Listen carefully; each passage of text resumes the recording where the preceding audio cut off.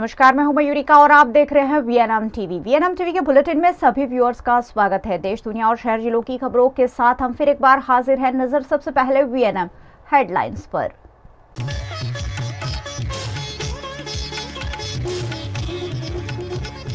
UP के कुख्यात mafia Atiq के बेटे का झांसी में एनकाउंटर, उमेश का शूटर भी ढेर।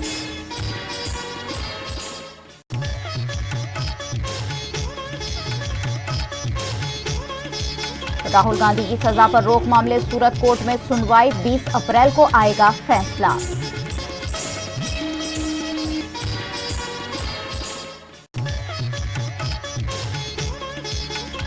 और बड़ौदा के एमएसयू की राजनीति में आम आदमी पार्टी की एंट्री, किया छात्र संगठन का गठन।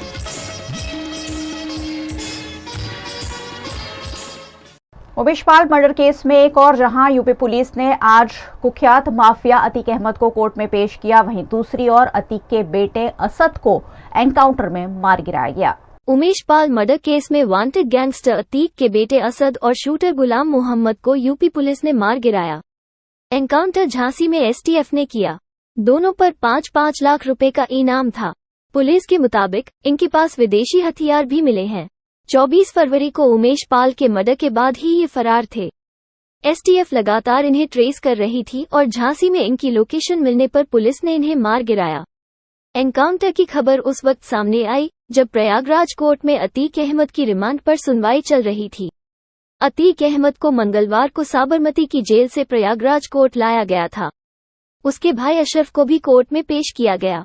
पुलिस को दोनों से उमेश पाल मर्डर केस में पूछताछ करनी है। पुलिस के पास 200 सवालों की लिस्ट है। उमेश पाल मर्डर में असद का नाम और सीसीटीवी फुटेज सामने आने के बाद शाइस्ता ने अतीक अहमद से नाराजगी जाहिर की थी। रोते हुए कहा था कि असद अभी बच्चा है, उसे इस मामले में नहीं लाना चाहिए था। ये सुनने के बाद माफिया डॉन अतीक अहमद नाराज हो गया था। फोन पर डांटकर उसने शाइस्ता परवीन से कहा था, असद शेर का बच्चा है, उसने शेरों वाला काम किया है। आज उसकी वजह से ही मैं 18 साल बाद चैन की नींद सोया हूँ। उमेश के चलते मेरी नींद हराम हो गई थी। अब तुम बेवजह बात करके मेरा मूड न खराब करो, सब मैनेज हो जाएगा। लेकिन आखिरकार एसटीएफ ने असद का एनकाउंटर करते हुए माफिया को बड़ा संदेश दिया है। कांग्रेस के नेता राहुल गांधी को दी गई 2 साल की सजा पर रोक मामले आज सूरत कोर्ट में फिर एक बार सुनवाई की गई। राहुल गांधी को मानहानि मामले में सूरत कोर्ट ने 2 साल की सजा सुनाई है और उनका संसद पद भी रद्द कर दिया गया है। इस मामले राहुल गांधी ने स्टे ऑफ कन्विक्शन की अपील सूरत कोर्ट में की है, जिसकी आज सुनवाई की गई। मानहानि केस में विभिन्न जजमेंट के आधार पर राहुल गांधी के वकीलों द्वारा दलीलें दी गई। राहुल गांधी की लीगल टीम ने आज दाखिल किए गए नए दस्तावेज कोर्ट में पेश कर जवाब देने के लिए समय मांगा है। नहीं, शिकायतकर्ता के वकील ने विरोध करते हुए इसे कोर्ट का वक्त जाया करने की बात कही, लेकिन कोर्ट ने इस मामले 20 अप्रैल को सुनवाई करने का ऐलान किया है। गुजरात की वडोदरा की विश्व प्रसिद्ध एमएस यूनिवर्सिटी राजनीति का पहला चरण मानी जाती है। ऐसे में आम आदमी पार्टी ने भी अब यूनिवर्सिटी में एंट्री कर ली है। गुजरात के वडोदरा की एमएस यूनिवर्सिटी में अब तक भारतीय जनता पार्टी और कांग्रेस प्रेरित छात्र संगठन छात्रों के हित में काम करते थे, लेकिन अब आम आदमी पार्टी भी इसमें शामिल हो गई है। आम आदमी पार्टी द्वारा यूनिवर्सिटी में CYSS नामक नए ग्रुप का गठन किया गया है, जिसमें 50 छात्रों को जोड़कर छात्र हित में काम करने की पहल की गई है। जिंदाबाद, जिंदाबाद, विद्यार्थी આજે જો મને CYSS અને આમ આદમીની જે વિંગ છે, જે સ્ટુડન્ટ્સ ભાગ કહેવાય છે, જેના તરફથી મને એક હોદ્દો આપવામાં આવ્યો છે, જે પ્રમુખનો હોદ્દો છે, જે આપણે કહેવાય છે ને કોઈ મોટા હોદ્દા પર આવતા હોય છે તેની માટે જવાબદારી પણ વધી જતી હોય છે, પણ એ જવાબદારી માટે એ લોકોએ મને પાત્ર આપ્યું છે, પ્રમુખનો હોદ્દો આપ્યો છે, તો હું એવી જ આશા રાખું છું કે એ લોકોની જે મને જન્મદારી આપી છે તેના ઉપર હું ખરી ઉતરું અને જે સ્ટુડન્ટ્સને જરૂરી છે એ વસ્તુ હું કરીને બતાવું અને જે સ્ટુડન્ટ્સને હાલાકીમાં અત્યારે જે હાલાકી સેવી પડે છે, કોઈ પોલિટિક્સનો ભોગ બનવો પડે છે, એ પોલિટિક્સનો ભોગ ન બને એના માટે હું સતત ઊભી રહીશ, જેના કારણે મારી સામે કોઈ બી કાર્યવાહી થશે તો બી હું વિદ્યાર્થીઓ માટે ઊભી રહીશ અને વિદ્યાર્થીઓના કામ હવેથી જરૂરમાં જરૂર થશે અને કોઈ પોલિટિકલ પાર્ટીનો ભોગ ન બને તેવી જ મારી આશા રહેશે। અને આપણે કહેવાય છે કે આમ આદમી પાર્ટી એટલે કે સ્ટુડન્ટ્સ અને એજ્યુકેશન માટે મોટી સંખ્યામાં એજ્યુકેશન માટે સારી રીતે કરવામાં જ આવે છે। बड़ौदा के महाराजा सयाजीराव गायकवाड़ यूनिवर्सिटी में से CYSS की शुरुआत करते हुए और हमारी युवा नेता शिवानी पटेल को इस शहर की CYSS की प्रमुख नियुक्त करते हुए मुझे बेहद खुशी हो रही है। साथ में आज MS यूनिवर्सिटी और बड़ौदा शहर जिला की तमाम जितनी भी कॉलेजेस और यूनिवर्सिटीज़ है, उन सबके विद्यार्थियों को मैं अभिनंदन कहती हूँ कि आपको अब तक जो विकल्प नहीं मिल रहे थे, जो आपके लिए सही में आवाज़ उठा सके, ऐसे लीडर्स नहीं मिल रहे थे, जो आज CYSS के तौर पर आपको बेशक मिल रहे हैं। और आगे भी आपकी जो कोई भी लड़त है, जहाँ पे आपको सही में लीडरशिप दिखानी है आपकी यूनिवर्सिटी के अंदर, आपकी एजुकेशन के लिए, आपके हक के लिए, आप वो आवाज़ उठाए और ना ही किसी भी राजकीय या पार्टी के आप सिर्फ एक स्तंभ बन के खड़े हो जाए और सिर्फ उनसे सिर्फ उपयोग होता रहे, ये ना हो। और सही मायने में महाराजा सयाजीराव यूनिवर्सिटी और महाराजा सयाजीराव का जो सपना था स्टूडेंट्स के लिए, वो साकार हो, उसके लिए CYSS जो आम आदमी पार्टी का एक विंग है, आज बड़ौदा में उसकी शुरुआत की जा रही है और हमें विश्वास है कि शिवानी इस जिम्मेदारी को बाखूबी निभाएगी। गुजरात के वडोदरा शहर में लाखों करोड़ के खर्च से विकास कार्यों को अंजाम तो दे दिया जाता है, लेकिन देखभाल के अभाव में वो विकास कार्य लोगों के किसी काम के नहीं रहते हैं। वडोदरा के वरसर गांव निकट लैंडफिल की जगह थी, जहां सालों से वडोदरा का कचरा डंप किया जाता था। कचरे की बदबू से लोग परेशान हो रहे थे, जिसका विरोध भी किया जा रहा था। ऐसे में कॉरपोरेशन ने यहां म्यूजियम ऑफ ट्रीज और साइकिल ट्रैक बनाया। हजारों पेड़ पौधे लगा दिए गए और साइकिल ट्रैक भी बना दिया गया, लेकिन देखभाल के अभाव में ना पेड़ पौधे ठीक तरह से लगे हैं और साइकिल ट्रैक भी खस्ताहाल हो चला है। वरसर लैंडफिल साइट जो वडोदरा महानगर की एक जगह थी, जहाँ पे सालों से जो कचरा आता था वहाँ इकट्ठा होता था, उसको साइंटिफिक ढंग से निकाल करने की पहल एक अच्छी कॉरपोरेशन ने की थी। उसमें साथ में जो एरिया था उसको कॉर्डन करके गार्डनिंग किया गया और साथ में वहाँ जो स्पेस मिलती थी वहाँ साइकिलिंग का भी यूज़ किया जाए और लोगों ने सराहा भी है। रही बात जो पेड़ पौधे है, वो रेमेडिएशन के कारण वहाँ कुछ जो ओल्ड स्पॉट था कचरा का, उसकी वजह से शायद ये प्रॉब्लम हो रहा है, लेकिन उसका निष्णातों के माध्यम से क्या कर सकते हैं उसका एक 2-3 दिन में विजिट भी किया है। आने वाले टाइम में क्या कर सकते हैं उसका रिपोर्ट की जांच हम कर रहे हैं। रेल कर्मचारियों को नियुक्ति पत्र देने के लिए गुजरात की रेल राज्य मंत्री दर्शना जरदोश आज वडोदरा पहुंचे। प्रधानमंत्री नरेंद्र मोदी ने आज वीडियो कॉन्फ्रेंसिंग के जरिए रोजगार मेले में सरकारी सेवाओं के लिए नवनियुक्त 71,000 युवाओं को नियुक्ति पत्र सौंपे। इनमें अकेले रेलवे विभाग के 50,000 नवनियुक्त कर्मी शामिल हैं। इस अवसर पर प्रधानमंत्री ने नवनियुक्त कर्मियों को संबोधित भी किया। रोजगार मेले के कार्यक्रम के दौरान सरकार के मंत्रियों ने देश की 45 अलग अलग जगहों से शिरकत की। अलग अलग राज्यों से जुड़े इन सभी युवाओं को केंद्र सरकार के विभागों में नौकरी दी गई है। प्रधानमंत्री वीडियो कॉन्फ्रेंसिंग के जरिए कार्यक्रम में शामिल हुए। पीएम ने कहा, मैं अपने आप को हमेशा एक विद्यार्थी मानता रहा हूँ। मैं कभी ये नहीं सोचता कि मुझे सब कुछ आता है और अब कुछ सीखने की जरूरत नहीं है। आप भी कभी ऐसा मत सोचना कि आप सब कुछ सीख गए हैं। सीखने के लिए हमेशा तैयार रहना। साथियों, ग्रामीण अर्थव्यवस्था को गति देने के लिए सरकार जो एफपीओस बना रही है, सेल्फ हेल्प ग्रुप्स को लाखों करोड़ों की मदद दे रही है, स्टोरेज कैपेसिटी का विस्तार कर रही है, उससे गांव के युवाओं के लिए अपने गांव में ही रोजगार के अवसर बन रहे हैं। 2014 के बाद से देश में 3 लाख से ज्यादा नए कॉमन सर्विस सेंटर्स बने हैं। 2014 के बाद से देश के गांवों में 6 लाख किलोमीटर से ज्यादा ऑप्टिकल फाइबर बिछाया गया है। 2014 के बाद से देश में 3 करोड़ से ज्यादा घर गरीबों को बनाकर दिए गए हैं। इनमें से 2.5 करोड़ से ज्यादा घर गांवों में ही बने हैं। बीते वर्षों में गांवों में 10 करोड़ से ज्यादा शौचालय, 1.5 लाख से ज्यादा हेल्थ और वेलनेस सेंटर्स, हजारों नए पंचायत भवन, इन सभी निर्माण कार्यों ने गांवों में लाखों युवाओं को काम दिया है, रोजगार दिया है। आज जिस तरह एग्रीकल्चर सेक्टर में फार्म मैकेनाइजेशन तेजी से बढ़ा है, उससे भी गांव में रोजगार के नए मौके बन रहे हैं। वडोदरा के आजवा रोड पर पंडित दीनदयाल उपाध्याय नगर गृह ऑडिटोरियम में भी रेल राज्य मंत्री दर्शना जरदोश इस कार्यक्रम में वीडियो कॉन्फ्रेंसिंग से शामिल हुई। इस दौरान रेलवे के 304, पोस्ट विभाग के 20 और बैंक के 4 नियुक्ति पत्र बांटे गए। कार्यक्रम में सांसद रंजनबेन भट्ट, मेयर नीलेश राठौड़, विधायक मनीषा वकील के रोकड़िया, भाजपा अध्यक्ष डॉक्टर विजय शाह और रेलवे डीआरएम की उपस्थिति रही। નરેન્દ્રભાઈના નેતૃત્વમાં આજે ત્રીજો રોજગાર મેળાનું આયોજન થઈ રહ્યું છે। એ પૈકી આજે 71,000 નવયુવાનોને આખા દેશની અંદર નિમણૂક પત્ર મળી રહ્યા છે। ખાસ કરીને આજે ગુજરાતની અંદર વડોદરા ખાતે સંસ્કાર નગરીની અંદર 341 જેટલા નવયુવાનોને જે નિમણૂક પત્ર આપી રહ્યા છે, એમાં 304 જેટલા રેલવેના છે, 20 જેટલા પોસ્ટના છે, 3 બેંકના છે અને 12 એન્જિનિયરિંગ સેક્ટરના છે। वीएनएम बुलेटिन में वक्त है एक छोटे से ब्रेक का। बने रहिए हमारे साथ। ब्रेक के उस पार भी खबरों का सिलसिला लगातार जारी रहेगा। देखते रहिए वीएनएम।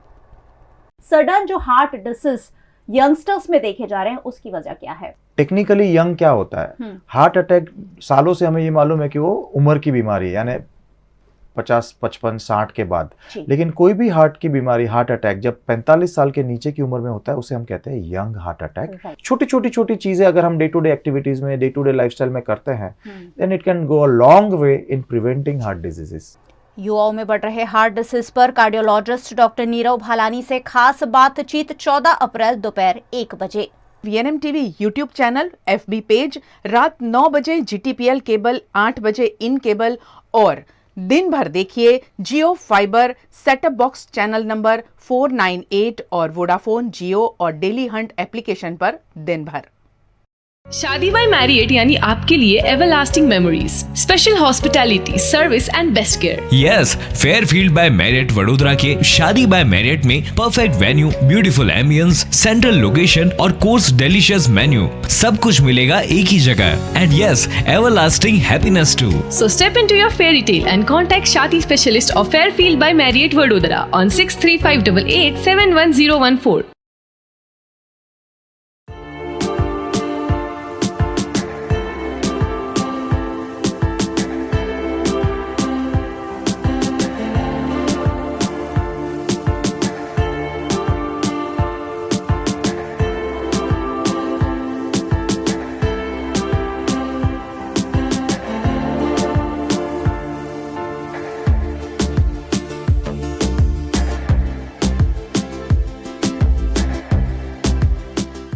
भारत ले रहा है इलेक्ट्रिक अंगड़ाई। क्यों ना हम साथ चले, साथ चले, साथ बढ़े, साथ बढ़े, देश मेरे, देश मेरे।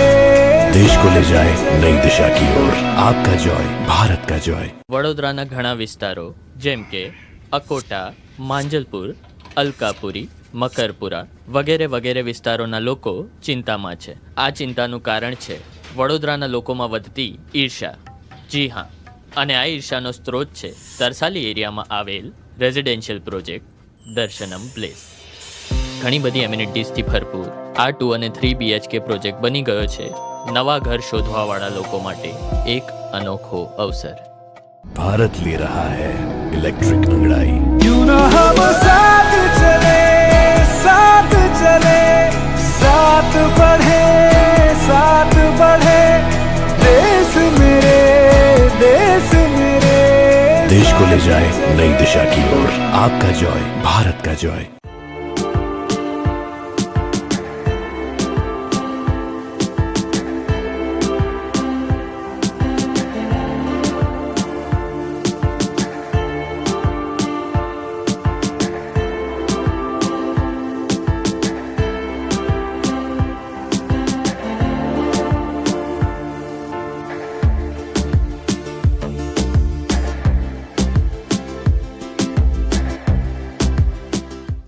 शादी बाय मैरिएट यानी आपके लिए everlasting memories, special hospitality, service and best care. Yes, Fairfield by Marriott Vadodara के शादी बाय मैरियट में perfect venue, beautiful ambience, central location और कोर्स डिलीशियस मेन्यू, सब कुछ मिलेगा एक ही जगह। And yes, everlasting happiness too. So step into your fairy tale and contact Shadi specialist of Fairfield by Marriott Vadodara on 63588 71014.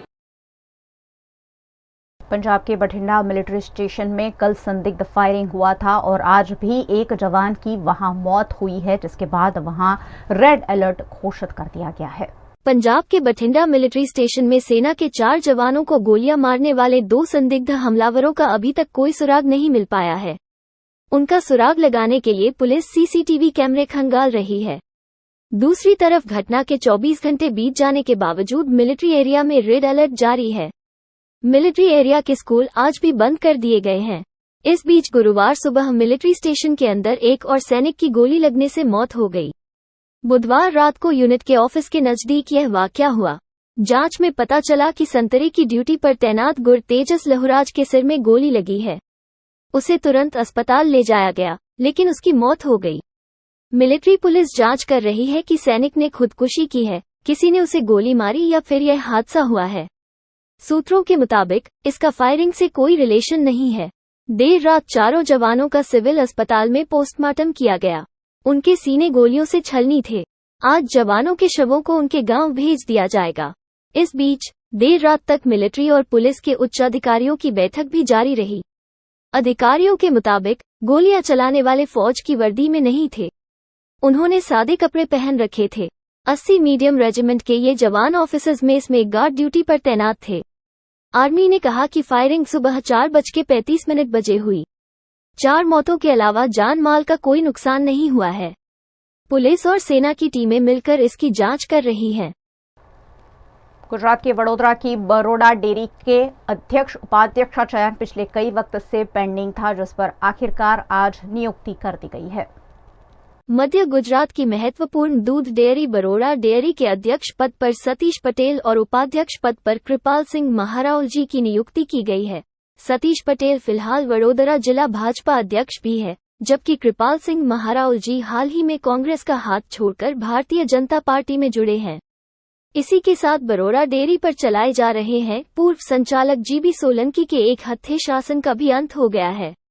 हाल ही में विधायक केतन इनामदार द्वारा बरोड़ा डेयरी के पदाधिकारियों पर भ्रष्टाचार के आरोप लगाए गए थे, जिससे डेयरी की राजनीति गर्मा गई थी। विवाद बढ़ने पर डेयरी के कार्यकारी अध्यक्ष जीबी सोलंकी ने इस्तीफा दे दिया था। तभी से बरोड़ा डेयरी का अध्यक्ष कौन बनेगा, उस पर अटकलें तेज हो गई थी। आखिरकार भाजपा जिला अध्यक्ष सतीश पटेल को ये जिम्मेदारी सौंपी गई है। विधानसभा चुनाव में टिकट नहीं मिलने पर सतीश पटेल पार्टी से नाराज थे, लेकिन उन्हें जिलाध्यक्ष और अब बरोड़ा डेयरी का मुखिया बनाकर उन्हें मना लिया गया है। गौरतलब है कि यह नियुक्ति 2 महीनों के लिए ही है। उसके बाद अध्यक्ष उपाध्यक्ष पद के लिए नए पदाधिकारियों का चयन होगा। आज प्रदेश अध्यक्ष ने पार्टी का जो मैंडेट दिया, प्रमुख का मेरा और उप प्रमुख का आदरणीय कृपाल सिंह जी का जो दिया है, वो सब सभ्यों ने स्वीकार करके आज बिनहरीफ चुटनी की है। तो सब सभ्यों का और प्रदेश मोड़ी मंडल यानी के CR पाटिल साहब का हम खूब खूब आभारी है। और सबका साथ, सबका विकास, सबका विश्वास, सबका प्रयास करके हम ये संस्था को भी आगे ले जाएंगे और दूध उत्पादक पशुपालकों का भी हित में ध्यान रख के, संस्था का भी हित में ध्यान रखते हुए सब वहीवट करके हम आगे चलेंगे। प्रदेश भाजपનો હું આ તકે આભાર માનું છું, જે મારી અંદર વિશ્વાસ મૂક્યો એ વિશ્વાસ હું સાર્થક કરી બતાવીશ અને ઉત્પાદકોને વધારેમાં વધારે ભાવ મળે એનું મારું હંમેશા પ્રથમ પ્રાધાન્ય હશે। 2 મહિનાના સમયની અંદર જ જે કરવાનું હોય થતું હોય છે, વધારે લાંબુ કહેતો નથી। 2 મહિનાનો સમય બી મારા માટે બહુ ઘણો છે। આવનારો સમય વધારે આના કરતાં સારો આવશે એવું હું પોતે ઈચ્છું છું। गुजरात के वडोदरा में कॉरपोरेशन द्वारा कुछ फिजूल विकास कार्यों पर लाखों करोड़ों रुपए खर्च किए जाते हैं और जो विकास कार्य लोगों के काम के होते हैं उन पर पैसा खर्च करने में कॉरपोरेशन कंजूसी करती है। वडोदरा के वागुड़िया रोड पर वृंदावन 4 रास्ता निकट पालिका का गार्डन है, लेकिन न ही उसकी देखभाल की जाती है, न ही उसके लिए कोई पैसा खर्च किया जा रहा है। बार बार यहाँ के नागरिकों के हित में गार्डन बनाकर वहाँ कसरत और खेलकूद के संसाधन रखने की मांग की गई है, लेकिन कॉरपोरेशन मामले की सुध नहीं ले रहा है। बगीचे की दुर्दशा देखकर कॉरपोरेशन द्वारा की जा रही अनदेखी साफ साफ उजागर होती है। पहले नागरिक इस बगीचे का वॉकिंग और खेलने कूदने के लिए इस्तेमाल करते हैं थे, लेकिन पिछले 4 सालों से बगीचा खस्ता स्थिति में है, जिससे यहाँ कचरा और गंदगी फैल रही है। रात को असामाजिक तत्वों का डेरा यहाँ देखने मिलता है, लेकिन पुलिस और कॉरपोरेशन के कानों पर जूं तक नहीं रेंग रही है। ताज्जुब की बात यह भी है कि स्टैंडिंग कमेटी के चेयरमैन डॉक्टर हितेंद्र पटेल भी इसी इलाके से हैं, लेकिन इस गार्डन के विकास के लिए उन्होंने भी कोई पहल नहीं की है। वाघोड़िया रोड 4 रास्ता वृंदावन जो है, वहाँ पे हनुमान जी मंदिर के साउथ में एक कॉरपोरेशन की ग्रीन बेल्ट स्पेस है। वहाँ सालों से जो बगीचा है उसमें जब भी पानी या रेन वाटर आता था वो ऐसे ही बिगड़ जाता था। उसी में रेन वाटर चैनल डाला है लास्ट ईयर, और मिट्टी का भी घेराव किया है। आने वाले 1-2 सप्ताह में ही वहाँ ज़्यादातर अर्बन फॉरेस्ट की दिशा में और वॉकिंग ट्रैक भी बने, ऐसा हमने प्रावधान किया है। वो अमल में आ जाएगा, लोगों को यूज़फुल बनेगा। उसका जो गेट था एक जो पूर्व दिशा में था और न्यूसेंस बनता था, उसको हमने अलग जगह यानी उत्तर दिशा में लाए हैं और गेट भी दिशा भी बदल दी है। गुजरात के वडोदरा के कोयली में आरएमसी प्लांट लगाकर प्रदूषण फैलाने वाली कंपनी को सील करने के नोटिस जारी कर दिए गए हैं। गुजरात के वडोदरा शहर से सटे कोयली में मेगा कंपनी द्वारा आरएमसी प्लांट लगा दिया गया है। अवैध रूप से लगाए गए इस प्लांट से यहां प्रदूषण फैल रहा है और लोगों को सांस लेने में भी दिक्कत आ रही है। आरएमसी प्लांट की वजह से ग्रामीण निवासियों का जीना मुश्किल हो गया है, जिस पर बार बार आवाज उठाने के बाद जीपीसीबी द्वारा कंपनी को क्लोजर नोटिस दिया गया था। कंपनी ने बिजली कनेक्शन भी गैप से नहीं लिया है। इस मामले की शिकायत गांधीनगर तक पहुंचने पर गांधीनगर से वडोदरा जिला कलेक्टर को कंपनी सील करने के निर्देश दिए गए हैं। ऐसे में आने वाले दिनों में कंपनी को सील किए जाने की कार्यवाही की जा सकती है। गुजरात की ऑर्गन सिटी सूरत में पहली बार इंटेस्टाइन डोनेट किए गए हैं, जो 40 साल के महाराष्ट्र के युवक में ट्रांसप्लांट किए जाएंगे। सूरत अब ऑर्गन सिटी बनता जा रहा है। यहाँ लगातार ऑर्गन डोनेशन करते हुए कई जिंदगियों को नया जीवन दिया जा रहा है। सूरत के गोरादरा में रहने वाले चितलेय परिवार पर तब आसमान टूट पड़ा जब परिवार के 32 साल के भरत चितलेय को ब्रेन डेड घोषित किया गया, लेकिन 32 वर्षीय युवक के परिवार ने हिम्मत रखते हुए युवक के इंटेस्टाइन, लीवर और 2 किडनी का दान कर मानवता की मिसाल पेश की है। सूरत में पहली बार इंटेस्टाइन डोनेट किए गए हैं, जो महाराष्ट्र के 40 वर्षीय युवक को दिया किए हैं। स्वर्गीय भरत चितलेय के ऑर्गन डोनेशन से 4 मरीजों को नया जीवन मिला है। सूरत की सिविल हॉस्पिटल में यह 21वां सफल अंग दान किया गया है। मारा जीवन में हमણાં दुख छे, पण एना कारणे बीजा 4 जीवन दान करने गया। अंगदानનું ડોક્ટર સાહેબે અમને પ્રેરણા આપેલી કે આવી રીતે બીજા 3 જીવન દાન મળી શકે, તે માટે અમે અમારા મનથી એમને જીવનદાન આપવા માટે 3 જણને જીવનદાન આપવા માટે અંગદાન કર્યું છે। 21મું અંગદાન છે સિવિલ હોસ્પિટલ ખાતે, અને સૌ પ્રથમ આટલા વર્ષોમાં પહેલીવાર આંતરડાનું અંગદાન થયું છે। અંગદાનથી અનેકના જીવનમાં રોશની આવે છે અને બીજાના પરિવારને ખુશી પણ મળે છે। જ્યારે જે દુઃખી પરિવાર છે, પરંતુ દુઃખી પરિવારનો આ કઠોર નિર્ણય બીજાના પરિવારમાં ચોક્કસ ઉજાસ લાવે છે। આ પરિવારમાં 2 દીકરીઓ છે, 32 વર્ષનો યુવાન હતો અને ખૂબ સારો નિર્ણય લીધો છે। એમને હું અભિનંદન આપું છું અને સદગતના આત્માને ચીર શાંતિ अर्पित તે માટે ભગવાનને प्रार्थना પણ કરું છું। देश भर में कोरोना लगातार बढ़ता जा रहा है। पिछले कई महीनों के बाद पहली बार ऐसा हुआ कि एक ही दिन में 10,000 से ज्यादा कोरोना केस भारत में दर्ज हुए हैं।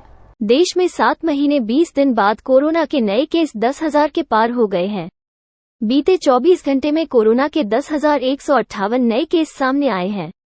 इससे पहले 24 अगस्त को 10,725 मामले आए थे। ये लगातार दूसरा दिन है जब नए केस में 2,000 से ज्यादा का इजाफा हुआ है। सोमवार को 5,676 केस आए थे, जबकि मंगलवार को 7,830 मामले सामने आए थे। आज आए केस के साथ ही देश में एक्टिव मामले 44,998 हो गए हैं। भारत में कोरोना अब अंतिम दौर में है। अगले 10 से 12 दिनों तक अभी और केस बढ़ेंगे, फिर उसके बाद कम होने लगेंगे। वर्तमान में भले ही मामले बढ़ रहे हैं, लेकिन अस्पताल में एडमिट मरीजों की संख्या कम है। आगे भी ऐसा ही होने की उम्मीद है। अभी कोविड मामलों में जो वृद्धि हो रही है वह XBB.1.16 के कारण हो रही है, जो ओमिक्रॉन का सब वेरिएंट है। इस साल फरवरी में XBB.1.16 के केस 21.6% थे, जो अब मार्च में बढ़कर 35.8% हो गए हैं। गुजरात के सूरत में सांसद और विधायक भारतीय जनता पार्टी के होने के बावजूद सूरत को ग्रांट नहीं मिल रही होने की शिकायत आम आदमी पार्टी के सूरत के विपक्ष नेता धर्मेश भंडेरी ने की है। आज रोज सूरतना घણા બધા પ્રશ્નોને લઈ માનનીય મુખ્યમંત્રી શ્રીના અગ્ર સચિવ શ્રીને અમે રજૂઆત કરવા માટે આવ્યા હતા કે સુરત મહાનગરપાલિકાના ઘણા બધા પ્રોજેક્ટ એટલા માટે અટકેલા છે કે રાજ્ય સરકારે સુરત શહેરને એના ભાગની એના હિસ્સાની જે ગ્રાન્ટ આપવાની થતી હોય છે એ ગ્રાન્ટ ઘણા સમયથી આપી નથી। 2018-19, 2019-20, 2020-21, 21-22, 22-23ની ઘણી બધી ગ્રાન્ટ राज्य सरकारे मंजूर करीने पण अटकावी राखेली छे। जे प्रोजेक्टो राज्य सरकारे मंजूर करेला छे प्रोजेक्टोनी ग्रांट अटकेली छे। गया 10मा महीनामां राज्य सरकारे एक परिपत्र दरेक महानगरपालिकाने मोकल्यो तो, गुजरातनी 8 महानगरपालिकाने एवो ज पत्र सूरत महानगरपालिकाने मळ्यो तो अने परिपत्र अनुसार जन भागीदारी योजना हेठळ महानगरपालिका 4 प्राथमिक सुविधाओं आपे छे। एमां अत्यार सुधी राज्य सरकार 70% रकम ग्रांट रूपे आपती हती। ए ग्रांट में राज्य सरकारे परिपत्र में फेरफार कर्यो कि हवे राज्य सरकार ए स्वर्णिम योजना हेठळ 70% ग्रांट आपशे अथवा तो कुटुंब दीठ 25,000 रुपया 5 वर्ष में एकवार आपशे। एटले के स्ट्रीट लाइट माटे ग्रांट जोईए छे, ड्रेनेज माटे जोईए छे, पाणी माटे जोईए छे के सीसी रोड माटे जोईए छे तो राज्य सरकार 25,000 रुपया कुटुंब दीठ अथवा तो एस्टिमेटना 70% रकम आपशे। एमांथी जे ओછી रकम हशे ए आपशे। हवे अत्यारे नुकसान ए थयुं छे के 5 वर्षमां एकवार आपवानो जे हेतु छे ए फक्त ने फक्त कोणीए गोळ लगाडवा समान छे। कारण के कोई पण महानगरपालिका दर 5 वर्षे कोईना 4 मांथी एक पण प्राथमिक सुविधा बीजी वार रिपीट आपती नथी। एक बार ड्रेनेज नाख्या पछी 25-30 वर्ष सुधी ड्रेनेज नाखी देती नहीं, पाणीनी लाइन नाखी देती नहीं, स्ट्रीट लाइट आपती के नहीं सीसी रोड आपती। तो 5 वर्ष में एक वखत आपवानो आ कोणीए गोळ शा माटे? बीजू के 70% ग्रांट तमे आपता जता तो 25,000 एटला माटे आपी के तमारे वधारे रकम आपवी नथी अथवा तो राज्य सरकारनी तिजोरी पूरी थई गई छे। आजे सूरत महानगरपालिकाना अलग अलग जोन में जोन वाइज क्यांक 50 के एमना 25,000 प्रमाणेनी ग्रांट जो आपे छे राज्य सरकार तो कोईने 5 लाख सोसायटी ने भरवाना थाय छे, कोईने 7 लाख भरवाना थाय छे, कोईने 10-10 लाख रुपया भरवाना थाय छे।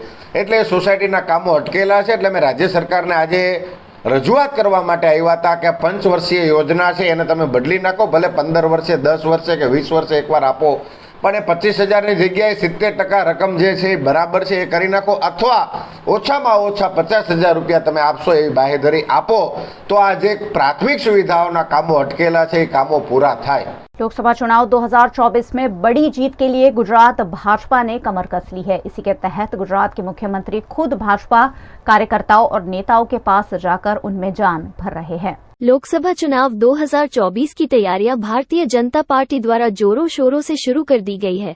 खासकर कार्यकर्ताओं के साथ बैठक कराने वाले 1 साल की रणनीति उनके साथ साझा की जा रही है। इसी के तहत गुजरात राज्य के मुख्यमंत्री भूपेंद्र पटेल अरवल्ली जिले के दौरे पर पहुंचे। मुख्यमंत्री का मोडासा में भाजपा संगठन द्वारा पारंपरिक ढोल नगाड़ों और नृत्य के साथ स्वागत किया गया।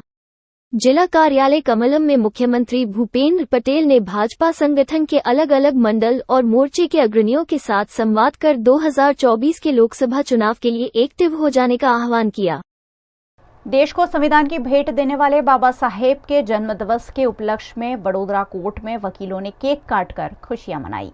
14 अप्रैल यानी भारत में संविधान का गठन करने वाले बाबा साहेब अम्बेडकर का जन्मदिन 14 अप्रैल को सार्वजनिक छुट्टी होने के चलते वडोदरा कोर्ट में आज बाबा साहेब का जन्मदिन मनाया गया। Vadodara district criminal bar association और वकील मंडल के सहयोग से इस मौके पर केक काटकर बाबा साहेब के योगदान को याद किया गया। Vadodara district criminal court bar association की ओर से भारत रत्न डॉक्टर बाबा साहेब आम्बेडकर की 132वीं जन्म जयंती की उजवनी हम लोगों ने यहाँ की है।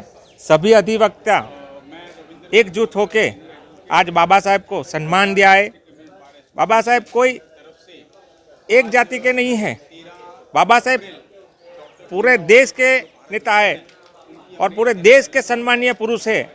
और समानता की ओर से आज जो भी कॉन्स्टिट्यूशन है हमारा जो भी संविधान लिखा है उसमें उन्होंने जो हमें हक दिलाए हैं, तो उनका आभार, हम उनके ऋणी हैं कि उन्हीं की वजह से आज हम यहाँ खड़े यहाँ आपके सामने बोल सकते हैं। तो इनकी जन्म जयंती के उत्सव पर हमने सभी एकजुट होकर आज केक कटिंग किया और ये हमारी शुरुआत है। बड़ौदा डिस्ट्रिक्ट कोर्ट में ये पहली बार हुआ कि ऐसे जन्म जयंती उत्सव मनाई जाए और हमने बड़ौदा बार एसोसिएशन से भी अपील की कि अगली बार 14 अप्रैल को हम एक साथ मिलकर बड़े पैमाने में ये जन्म महोत्सव की उजवनी करें, ऐसा हमने प्रपोजल भी रखा है। तो हमारी सब वकील से भी अपील है कि अगले साल जब ये प्रोग्राम हो तो बड़ी संख्या में आप सब इस महोत्सव में भाग लें। मुस्लिम समुदाय के पवित्र महीने रमजान की 23वीं रात को बड़ी रात के रूप में मनाया जाता है। इसी के तहत गुजरात के वडोदरा शहर में अलवी बोहरा समाज ने सामूहिक नमाज अदा की। रहमतों, बरकतों, दुआओं और इबादतों से सुसज्जित महीना माह रमजान अपने आखिरी दिनों की ओर अग्रसर है। आखिरी कुछ दिन जो कि माह रमजान के खास दिन कहे जा सकते हैं वो शुरू हो गए हैं।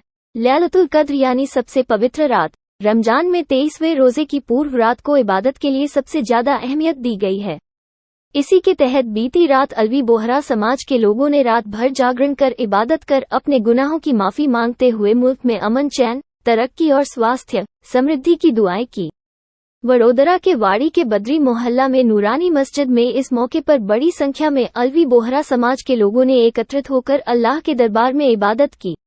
आज रोज नूरानी मस्जिद में हमारे अलवी बोहरा समाज की ये 23वीं रात यानी लैलतुल कद्र की रात है, उसकी इबादत के लिए लोग जमा हुए और हम सब ये जो आज की रात है वो पैगाम देते हैं कि देश में शांति और अमन रहे। हम ये इबादत करेंगे कि हमारे मुल्क में इबादत से ये जो शांति का भाईचारा का है वो लोग आज इबादत करने आए और हमारे जो दायुल मुतलक है वो आज की रात की इबादत लोगों के बीच करा रहे। देश को कार्बन न्यूट्रल बनाने के खास संदेश के साथ गुजरात के वडोदरा शहर में एक सम्मेलन का आयोजन किया गया, जिसमें green and net zero factory building पर विचार विमर्श किया गया। वडोदरा में CII और IGBC द्वारा एक कॉन्फ्रेंस आयोजित की गई, जिसमें green and net zero factory building पर छोटे उद्योगों को जानकारी दी गई। इस मौके पर स्थायी समिति के अध्यक्ष डॉक्टर हितेंद्र पटेल, की सेंट्रल जोन के चेयरमैन सुनील दवे और IGBC की चेयरपर्सन नीतू जैन समेत के अग्रणी उपस्थित रहे। 30 और 40 इयर्स से हम देख रहे हैं कि जहाँ जहाँ उद्योग स्थापित हुए हैं, बड़े बड़े मकान स्थापित हुए हैं, पर एक कंफर्ट के लिए हमने एयर कंडीशनिंग या आर्टिफिशियल सनलाइट वो सब की यूसेज इतनी ज़्यादा बढ़ा दी है कि सोसाइटी एनवायरनमेंट को काफ़ी नुकसान हो रहा है। तो आज हम फिर से CII और IGBC की एफर्ट से एक मैसेज देना चाहते हैं कि ये जो हम कर रहे हैं वो हमारी आने वाली पीढ़ी के लिए, आने वाली इंडस्ट्रीज़ जो आएगी उनके लिए या तो पृथ्वी के लिए काफ़ी नुकसानकारक है कि हम जो हमारे पास है, हिस्ट्री में है, हमारे पास खुद है, वो हम वापस लाएंगे और सोसाइटी को बचाएंगे।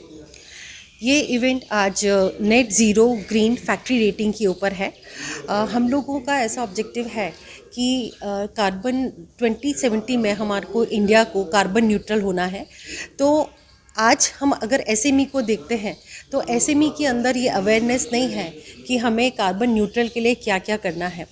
आज जो कंसल्टेंट लेवल है या बड़े लेवल पे, कॉरपोरेट लेवल पे हर एक जना डीकार्बनाइजेशन की बात करता है, कार्बन न्यूट्रल की बात करता है, पर जो हमारी छोटी छोटी इंडस्ट्रीज़ हैं उनको अभी ग्रीन कम्प्लीटली कैसे होना है उसके बारे में पूरी तरह से नहीं पता है। उन्हें ये पूरा आइडिया नहीं है कि उनको ग्रीन या कार्बन न्यूट्रल के लिए क्या क्या करना है।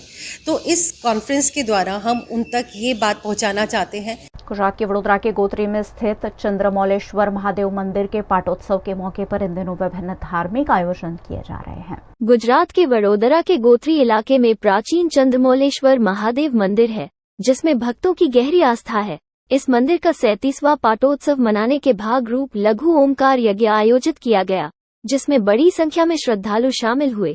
पाटोत्सव के मौके पर मंदिर में विभिन्न धार्मिक आयोजन भी किए गए हैं।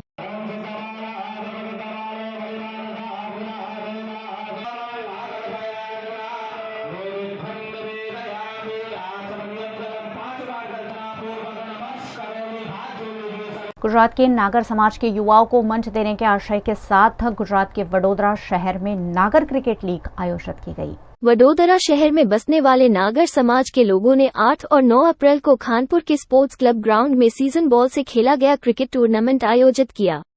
नागर क्रिकेट लीग में वडोदरा की 2 और अलग अलग शहरों से आई 8 टीमों ने शिरकत की। 10 टीमों के बीच खेले गए टूर्नामेंट में 12 ओवर के मैच खेले गए। फाइनल मैच बरोड़ा रॉकस्टार और गांधीनगर की टीम के बीच खेला गया, जिसमें बरोड़ा रॉकस्टार की टीम विजेता बनी। टूर्नामेंट में जय दत्त वच्छराजानी को मैन ऑफ द सीरीज, धवल देसाई को बेस्ट बैट्समैन, जय धोलकिया को मैन ऑफ द मैच, प्रीत वोरा को बेस्ट फील्डर, हिल और देसाई को बेस्ट बॉलर का पुरस्कार दिया गया। टूर्नामेंट के दौरान नागर समाज के अग्रणियों की उपस्थिति रही। नागर समाज के अग्रणियों के योगदान से इस टूर्नामेंट का आयोजन किया गया। गुजरात की कला नगरी वडोदरा के 5 उभरते कलाकारों ने अंतर्राष्ट्रीय स्तर पर वडोदरा का नाम रोशन किया है। गुजरात के वडोदरा के ओल्ड पादरा रोड पर हॉबी हाउस क्लास में चित्रकला सीखने वाले बच्चों ने अंतर्राष्ट्रीय स्तर पर आयोजित रंगोत्सव सेलिब्रेशन में हिस्सा लिया।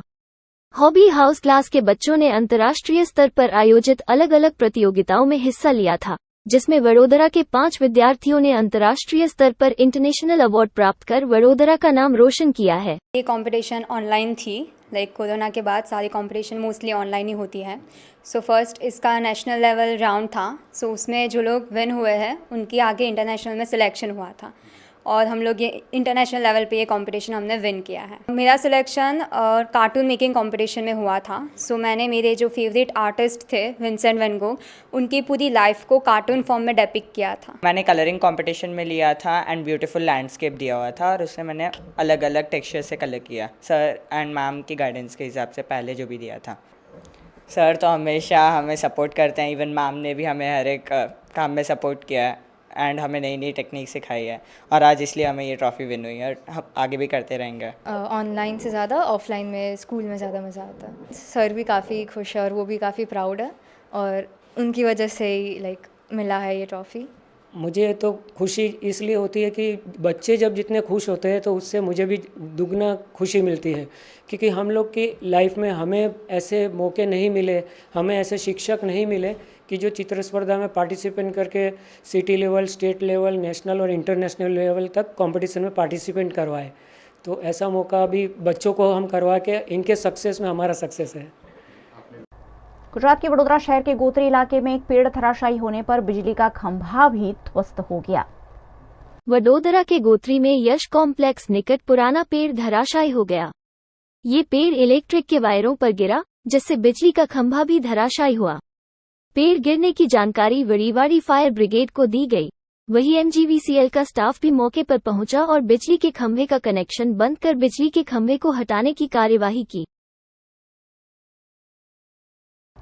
VNM TV की वर्ल्ड हेल्थ डे की सीरीज में आज स्पाइन एंड ऑस्टियोपोरोसिस पर एक खास चर्चा देखेंगे ऑर्थोपेडिक डॉक्टर MG मर्चेंट से।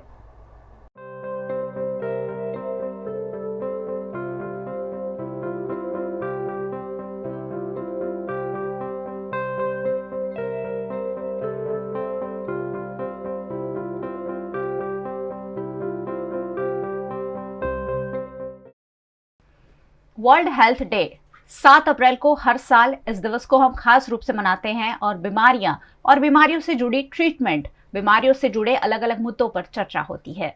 नमस्कार, मैं हूं मयूरिका और आप देख रहे हैं VNM TV। इस बार 7 अप्रैल से लगातार हम बीमारियों पर और बीमारियों से कैसे निपटा जाए उस पर बात कर रहे हैं। आज जो मुद्दा मैं उठाने वाली हूँ वो मुद्दा है स्पाइन एंड ऑस्टियोपोरोसिस और स्टूडियो में हमने आमंत्रित किया है ऑर्थोपेडिक डॉक्टर MG मर्चेंट को। सर बहुत बहुत स्वागत है। नमस्ते। डॉक्टर एमजी मर्चेंट के बारे में मैं आपको बता दूं, वैसे वडोदरा शहर उनको काफ़ी भली भांति जानता है। शुभेच्छा मल्टी स्पेशलिटी हॉस्पिटल में अपनी सेवाएं देते हैं और ऑस्टियोपोरोसिस, बढ़ती उम्र के साथ हमारी हड्डियां, हमारी मांसपेशियां कमज़ोर हो जाती हैं और तरह तरह की बीमारियां हड्डियों में देखने मिलती हैं और तब ज़रूरत पड़ती है ऑर्थोपेडिक डॉक्टर की। वैसे तो अब जब खेल कूद होता है तब भी चोट लगती है, तब भी हमें ऑर्थोपेडिक की ज़रूरत पड़ती है, लेकिन आज जो बात हम कर रहे हैं वो है ऑस्टियोपोरोसिस। सबसे पहला सवाल मेरा यही रहेगा डॉक्टर साहब, क्या होता है ऑस्टियोपोरोसिस? ऑस्टियोपोरोसिस ऐसी बीमारी है जो जैसी उम्र बढ़ती है तब प्रस्तुत होती है, और ये बीमारी की वजह है कि जो अपने हड्डियां हैं उनकी घनता कम होती जाती है जैसे उम्र बढ़ती है जी।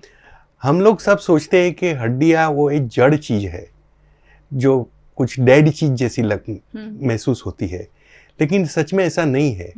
वो एक डायनेमिक प्रोसेस है, उसमें बदलाव कॉन्स्टेंटली चलता रहता है। जैसे दिन और रात होता है ऐसे हड्डियों में भी 3 हफ्ता नई हड्डियां बनती है और 6 हफ्ता उसमें से हड्डियां निकल जाती है। जैसे हम अपनी प्रवृत्तियां, अपनी एक्टिविटीज चेंज करते रहते हैं, उस हिसाब से हड्डियां भी चेंज होती रहती है। अच्छा।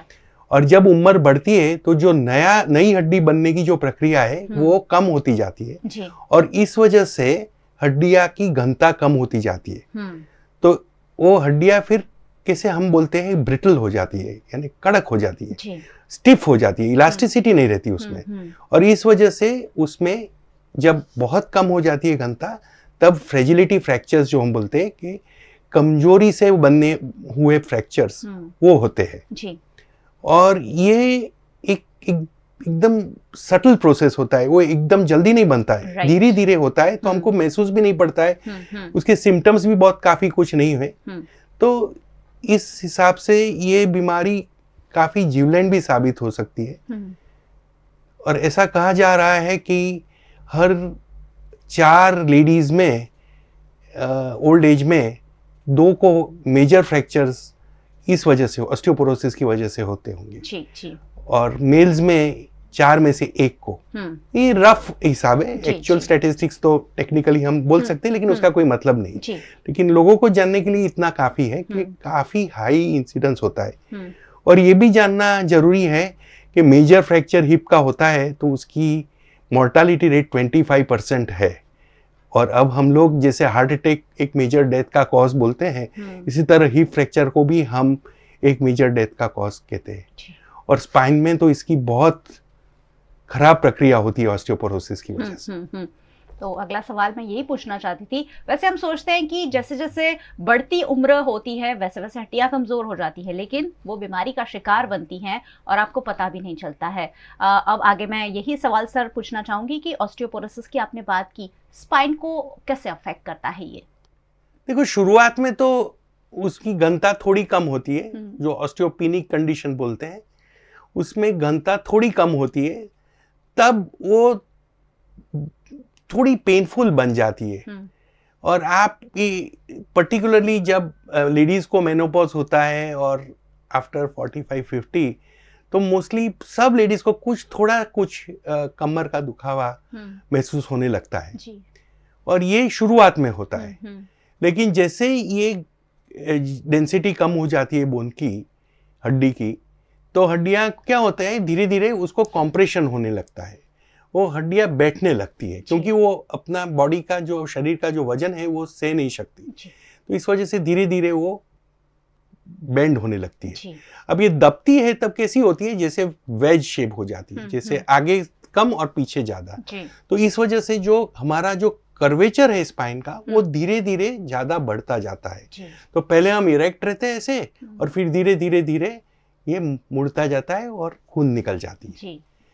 तो इस तरह से ये बढ़ता है और फिर तो पेन, दर्द काफी बढ़ जाता है, और फिर कभी अपना स्पाइनल कॉर्ड जो करोड़रज्जु बोलते हैं उसके ऊपर भी उसकी इफेक्ट हो सकती है। और थोड़ा छोटी, जैसे बाथरूम में आप बाहर निकलते हैं और स्लिप हो जाते हैं, और माइनर जो छोटी ऐसी गिर जाते हैं हम, और जैसी उम्र बढ़ती है हमारा बैलेंसिंग संतुलनपन भी कम हो जाता है, तो इस वजह से भी हम स्लिप होके इंजर कर सकते हैं स्पाइन को, और तब फ्रैक्चर हो जाता है जी। और वो फ्रैक्चर को रूजने में भी देर होती है कभी कभी, और उससे ये जो डिफॉर्मिटी है खून निकलना वो ज़्यादा बढ़ जाता है। जी, बढ़ती उम्र के साथ आने वाली परेशानियों में से एक ये है। अब अगला सवाल जाहिर है कि यही बनता है कि ट्रीटमेंट कैसे होता है आखिरकार। सर, ट्रीटमेंट कैसे करते हैं आप, क्योंकि उम्र भी बड़ी होती है, बीमारी भी ऐसी होती है जो थोड़ी सी शायद लंबी चल सकती है। ट्रीटमेंट से पहले हम ये सोचे कि इसको पहले रोक कैसे सकते हैं ये बीमारी को, वो ज़्यादा इम्पोर्टेंट है। और उसके लिए मैं आपको बड़ी उम्र की बात नहीं करूँगा, बचपन की बात करूँगा। जब बच्चा बढ़ता है और 12 और 14 साल की उम्र में होता है, तब अगर वो उसको एडिक्वेट कैल्शियम पोषण हम दे सकते हैं और कैल्शियम वाले तत्व हम दे सकते हैं।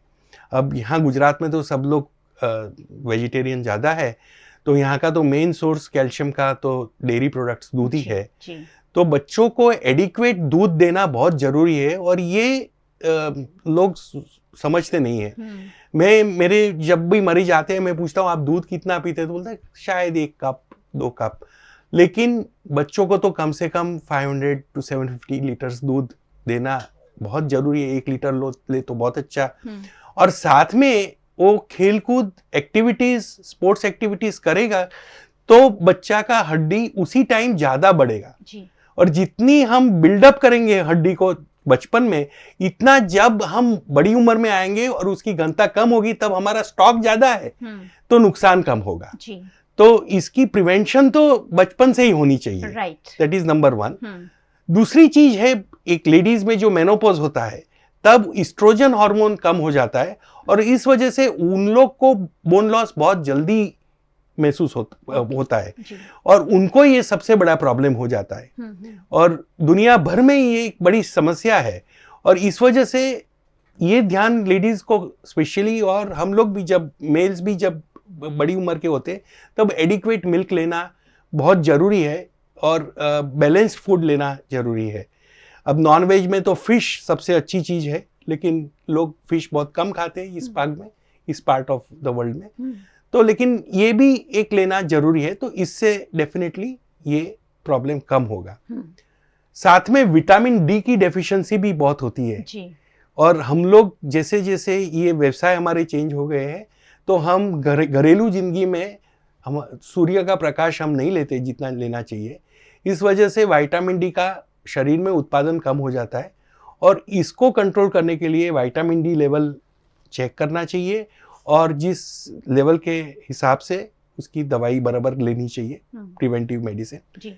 साथ में कैल्शियम टैबलेट्स वगैरह भी ले सकते हैं और जब हम उसको इन्वेस्टिगेट करेंगे और उसकी स्पेशल टेस्ट है वो करेंगे तो उसकी स्पेशल दवाई भी अवेलेबल है जिससे हम ये डिफॉर्मिटी को प्रिवेंट करेंगे जी।